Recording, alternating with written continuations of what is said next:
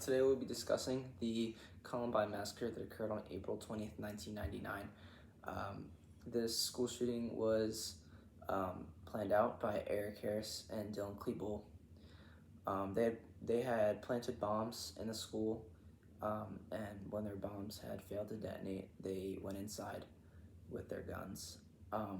Other students believed that their guns were toys, paintball guns, and they were doing a senior prank, but we're soon to believe that they were real, in fact.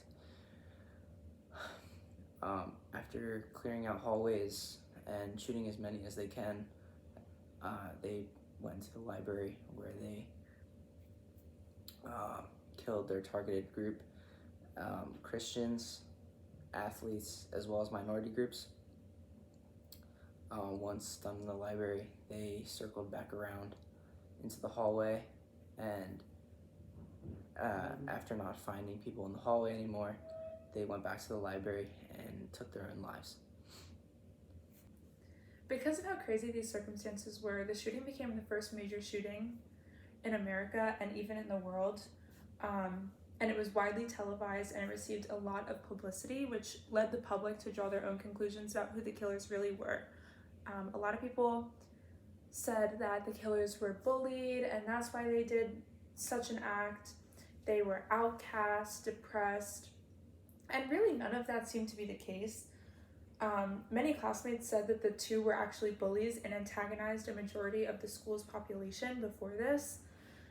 Dylan was actually very introverted and a really good kid when you look at it before he met Eric Harris. And Eric Harris had a very extensive past with getting in trouble and finding himself in troublesome situations. So when Dylan met Eric is really when it all started to go downhill for the two.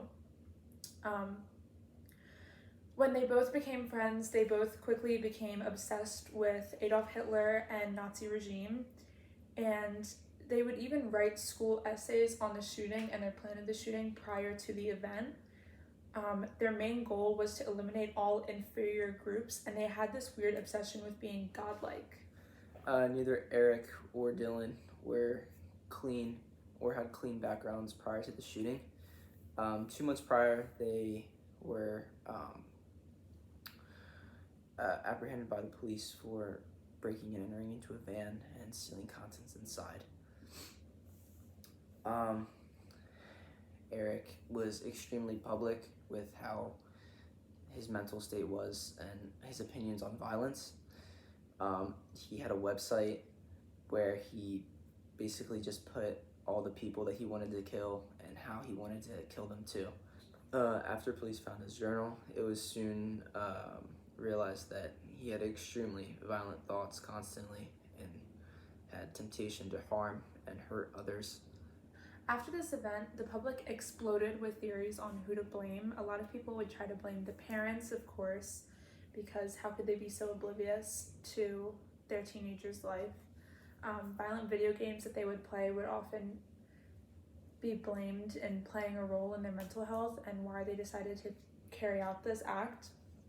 And even Marilyn Manson, because of his satanic music, a lot of people thought that the music and the video games both contributed psychologically to the boys' breakdowns, which these theories can't really be proven. The public thought these things psychologically is what messed the boys up, and because of the public attention, the shooting was widely televised. It was really like the talk of the town at that time, because it was the first of its kind on a major scale like that.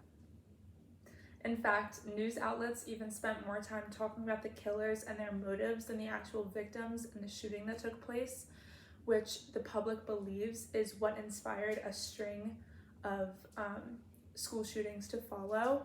And since Columbine and since the media sort of not glorified, but was more informed on the shooters themselves, individuals who thought similarly to the boys had even more of a desire to carry out this kind of stuff just because they wanted to have the same fate as the Columbine shooters and they wanted to go down in history as the Columbine shooters. a lot of people believe that Columbine is actually what led to the popular fad of school shootings. Since Columbine, school security around America has been more strict. There's a lot of resource officers around. There's more mental health options for schools now, and mental health is more talked about. There's also a zero tolerance policy on a lot of school campuses for violence. Police and emergency services also began to train on how to respond to these shootings. And Colorado itself has added and passed many, many bills and laws on gun control, but unfortunately, the federal government has done little to nothing in recent years. And even in the early 2000s, not much has really changed about gun control on a federal level. And Columbine still influences individuals in many ways to this day, both good and bad, which is why it's the most important topic of the 90s and 2000s era.